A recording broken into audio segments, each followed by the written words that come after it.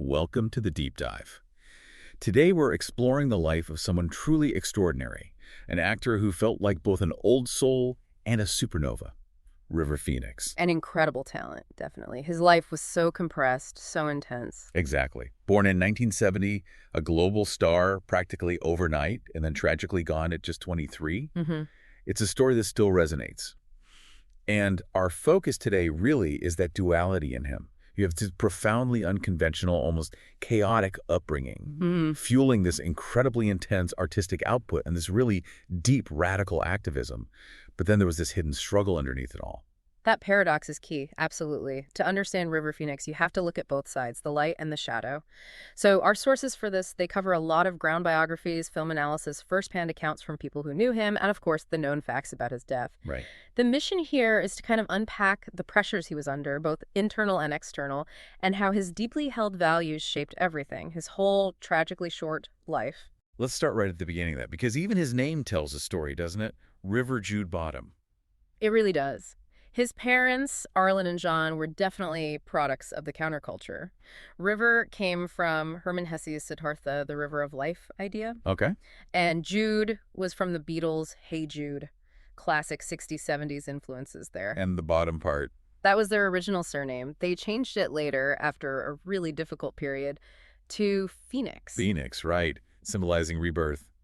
Rising from the ashes. Exactly. A very deliberate choice, trying to signify a new beginning after what sounds like a truly harrowing early life. Yeah, the sources paint a picture of just constant movement, real instability, poverty. Like completely itinerant. It wasn't just moving towns. We're talking moving constantly across countries, everything. Yeah. The sources say over 40 times before he was even 18. 40 times? That's staggering. It is. River himself called it a desperate situation. They often had no money. He and his sister Lane would sing on street corners. Just to get by. For food and money. Yeah, literally busking to survive. It was a constant scramble. So what did that mean for things like school, formal education? Well, basically non-existent. He never went to a traditional school. Really? None at all. Nope. Screenwriter Naomi Foner described him as totally without education in that formal sense. He lacked that grounding in history, literature, the usual stuff. But he was clearly intelligent. Oh, incredibly bright, very curious. He taught himself to read and write, but there was no structure, no foundation there. Some people think that lack of security, financially and academically, maybe fueled his later search for certainty, for truth. That makes sense. And there's also a claim later from filmmaker George Sluizer that River was dyslexic. If true, in a normal school system, he might have gotten help, but, well, he wasn't in one. Wow.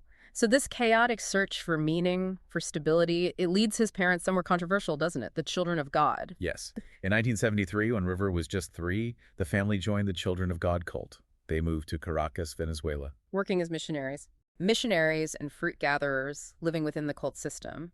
They were in it for about 4 years, from when he was 3 until he was 7. And this period, it's linked to some incredibly disturbing claims later on. Yeah, the sources mention some really difficult things reported from that time. What do they actually say? There was a big Vanity Fair piece that brought some of it to light, alleging he was raped at age 4 within the cult. Phoenix himself, in a 1991 Details interview, said he lost his virginity at 4 to other children in the cult. He also said he'd sort of blocked out the memory, which suggests, well, profound trauma. It's horrifying to even consider. But then his brother Joaquin offered a different perspective years later, didn't he? He did, yeah. And it really complicates how we understand River's relationship with the press digging into his past. In 2019, Joaquin claimed River was actually joking about the sexual trauma stuff. Joking? Why? Joaquin said River was just so tired of being asked ridiculous questions by the press that he made it up to mess with them, basically. Huh. So it's unclear whether it was trauma or a defense mechanism against intrusion. Exactly. It's hard to know for sure. But what is clear is that the family's time in the cult deeply affected them. They left in '77, completely disillusioned. River later called the group disgusting in an Esquire interview, said they were ruining people's lives. So leaving the cult was the catalyst for the name change. The Phoenix rebirth. That seems to be the timing, yes. Fleeing that past, trying to start fresh. Okay, so the Phoenix family escapes the cult. They come back to the U.S., end up in L.A. Still struggling, right? Still busking. Yeah, back to singing on street corners in Westwood for spare change. But this time, it leads to that classic Hollywood discovery moment. How'd that happen? Talent agent Iris Burton saw River, Joaquin, Rain, and Summer singing together. She was apparently just blown away by their charisma, their look, their sound. And she signed them all. Signed all 4 kids right there. It basically launched their careers almost instantly. From the street corner to the commercials. Pretty much. He started doing ads straight away, Mitsubishi, Saks Fifth Avenue, those kinds of things. That was his first taste of performing for a camera. And there's that story about his audition for 7 Brides for 7 Brothers, right? Yeah. Showing his early knack for performing. Yeah, the 1982 TV series. He apparently brought his guitar to the audition and just launched into this really convincing Elvis impersonation. Really? Yeah. It completely charmed the producer, landed him the part of the youngest brother. The sources also mention he was already a good tap dancer by then, too. Shows he was committed early on. That raw talent, combined with everything he'd been through, it feels like the perfect storm for the kind of intense actor he became. Definitely set the stage for his move into film. Okay, let's track that move. The period from roughly 1985 to 1990. This is when he really explodes onto the scene, right? Becomes a serious critical force before he's even 20. Yeah, the trajectory was incredibly fast. His first proper movie role was Explorers in '85. He played the nerdy kid, Wolfgang Miller. I remember that one. Yeah. With Ethan Hawke. That's it. But the real game changer was the next year, 1986. Stand By Me. Ah, Stand By Me, an absolute classic. He was 16. Just 16.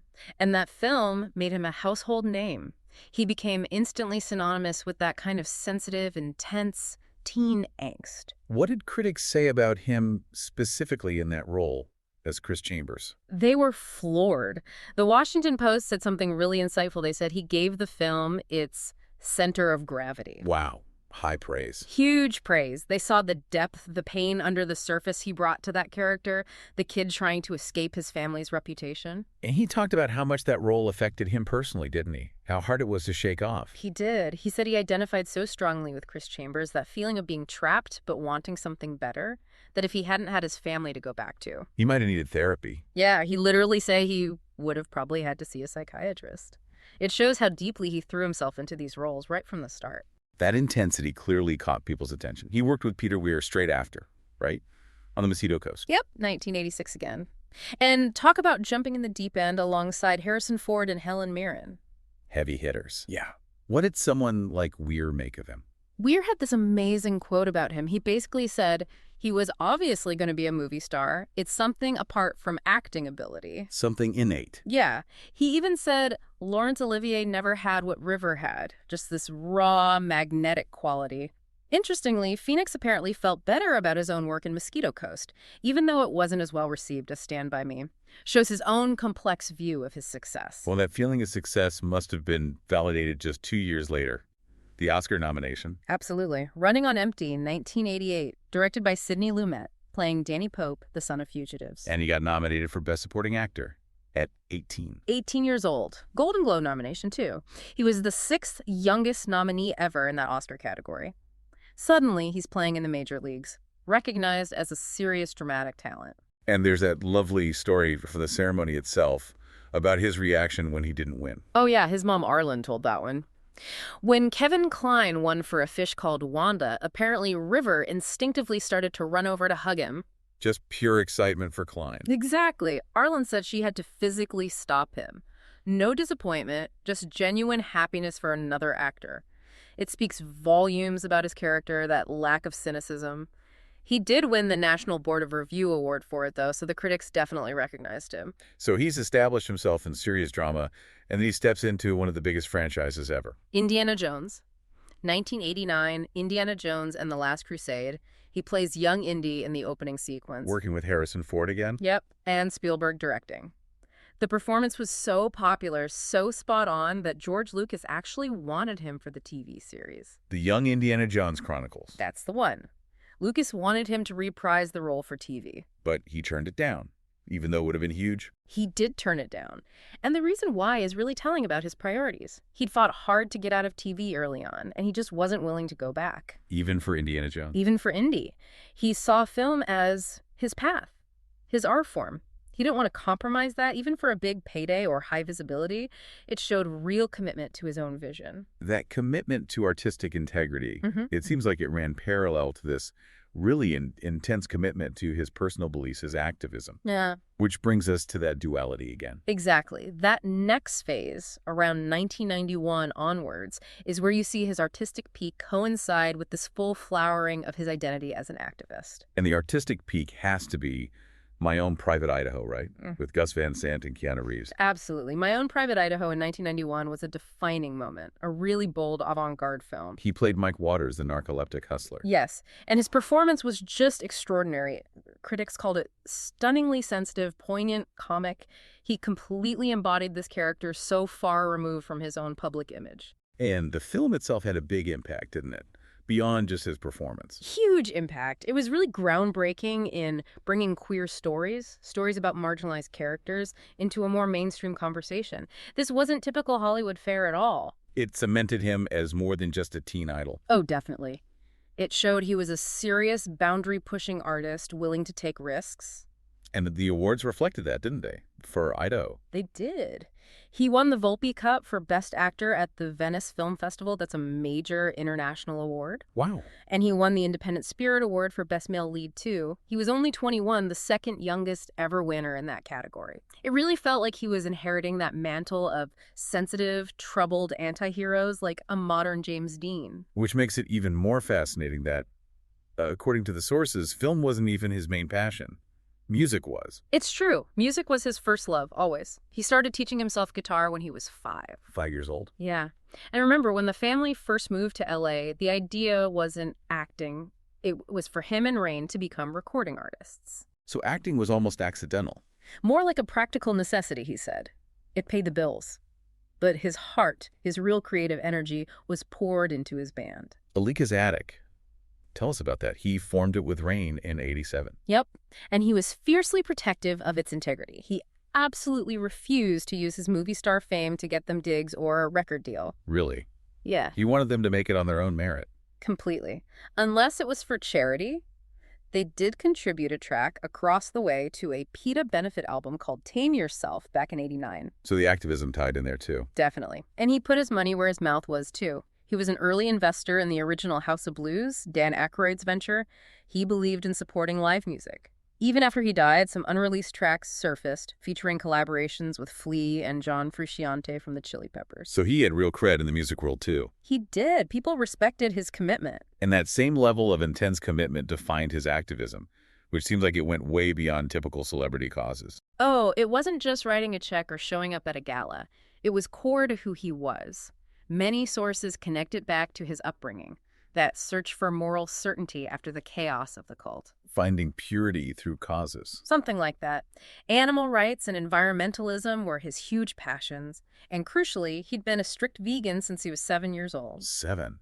That's incredibly young to make that kind of commitment. It really is. And he became a major voice for PETA in the late 80s, early 90s. They gave him their humanitarian award in 1992. His beliefs were absolute, no compromise. There's that story that illustrates just how absolute they were, involving Martha Plimpton. Ah, yes. His first serious girlfriend. They were teenagers, maybe 15, eating in a fancy restaurant in New York. And she ordered soft shell crabs. And River apparently just lost it, got incredibly upset, left the restaurant, and she found him outside crying. Crying? Because she ordered crabs. Yeah. He was genuinely heartbroken. He asked her something like, "I love you so much, why would you do that?" It wasn't an act. He felt the suffering of the animals on this deeply personal, painful level. Wow. That's intense. Extremely. And his environmentalism was just as intense and backed by real action. Not just talk. No way. He gave money to lots of organizations, sure, but he also personally bought 800 acres of endangered rainforest in Costa Rica. He bought it himself. Put his own money down to preserve it. That's serious commitment. He also famously turned down a big ad campaign because they wanted him to wear leather shoes. He wouldn't even wear leather for a job. Nope. Total adherence to his principles, even if it cost him money or opportunities. He was trying to live this perfectly pure, ethical life. That public image, the pure activist, the brilliant actor, the clean living role model, the vegan, it makes the final chapter so much harder to understand. The hidden struggle. It's the core tragedy, isn't it? The stark contrast between the public perception, this model of good health, as one source put it, and the private reality. We know his relationship with Martha Plimpton ended partly because of his drug use starting back then. Yeah, around 1989, though they stayed close friends, that was a factor. When do the sources pinpoint the start of the more serious substance issues? Cocaine, Yeah. heroin. It seems to have escalated around the time of my own private Idaho, so 1991 onwards. A period of huge artistic pressure, maybe exploring darker themes. Right. But Gus Van Sant, who knew him very well, offered a slightly different take in his book, Pink. He suggested that maybe alcohol was the bigger, more consistent problem for River, and the harder drugs were more occasional. Regardless, what's clear is that River was desperate to hide it. He was terrified of his image being shattered, ruining his career, letting down the causes he championed. That pressure must have been immense. Unimaginable, I think. So fast forward to 1993. He's dating Samantha Mathis, his co-star from The Thing Called Love, and she was with him on that last night. Let's walk through what happened, October 30th into the 31st. Okay. He'd just gotten back to LA after filming Dark Blood out in Utah for several weeks. Pretty isolated, quiet environment. And coming back to LA meant? Some suggest the sudden shift back into the Hollywood scene, the old pressures, the old connections, was just immediate and overwhelming.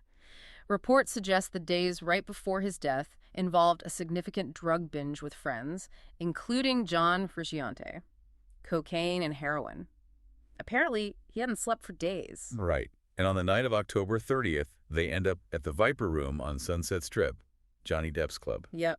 He was actually supposed to perform that night with the band. P. Flea and Frusciante were in that band, too. Okay. And during their set? Sometime while the band was playing, reports mention it might have been during a song called Michael Stipe. Ironically, things started to go terribly wrong. What exactly happened inside the club first? According to Bob Forrest, who was there, River came up to him, tapped him on the shoulder, and said he felt really bad, thought he'd overdosed. And Forrest's reaction? Forrest apparently kind of brushed him off, saying something like, "You don't overdose and stand up and talk," because River seemed lucid. He offered to take him home, but River said no, he felt better. But he didn't feel better. Things escalated quickly after that. Very quickly. The next thing, there's commotion outside the club entrance. Samantha Mathis is screaming. River had collapsed on the sidewalk. Convulsing. Yeah, having violent seizures. His brother, Joaquin, who was only 19, made that frantic 911 call. You can hear the panic, trying to figure out if River's breathing.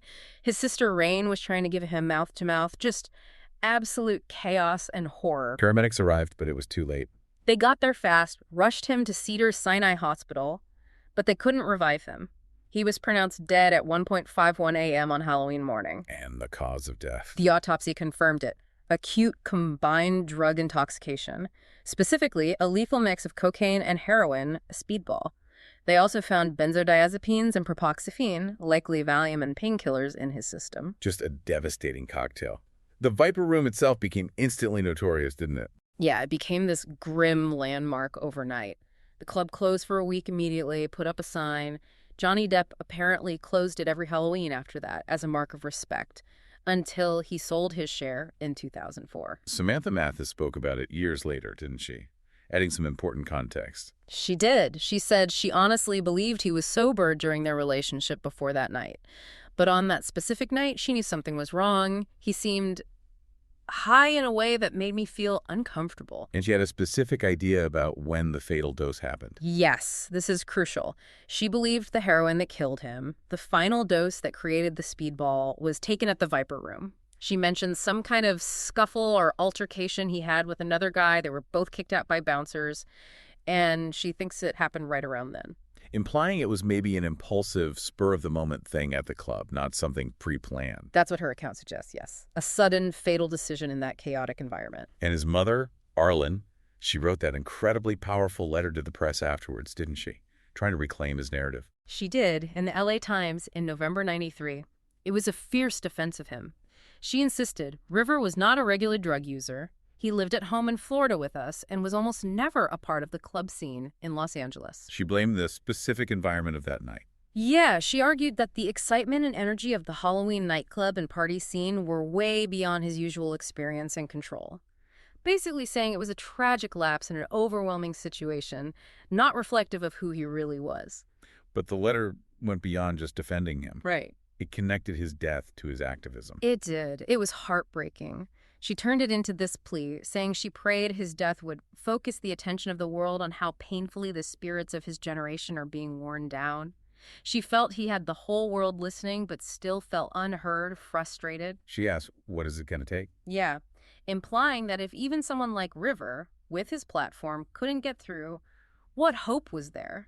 She linked it to Chernobyl, the Exxon Valdez, feeling like nothing was shaking people awake to the issues he cared about. That sense of unfinished work, unfulfilled potential, it leads directly to thinking about his legacy and all those cinematic what-ifs. Absolutely. When someone that talented dies that young, you inevitably think about the roles they never got to play. And for River, the list is pretty staggering. The most immediate one was Interview with the Vampire, wasn't it? Painfully immediate. He was supposed to start filming just 2 weeks after he died, playing Daniel Malloy, the interviewer. Christian Slater took the role in the end. He did. And in an incredible gesture, Slater donated his entire salary, $250,000, to River's favorite charities, Earth Save and Earth Trust. Wow. And the film is dedicated to River Phoenix at the end. There's also that strange connection with Leonardo DiCaprio, isn't there? Roles that might have been River's. It's uncanny. Sources say River was really keen on playing Jim Carroll in the Basketball Diaries back in the late 80s, carried the book around, the project stalled. And then DiCaprio starred in the 1995 film. Exactly. Same thing with Total Eclipse, the Rimbaud story. River was interested. DiCaprio ended up playing the part in 95. And the biggest one of all, Titanic.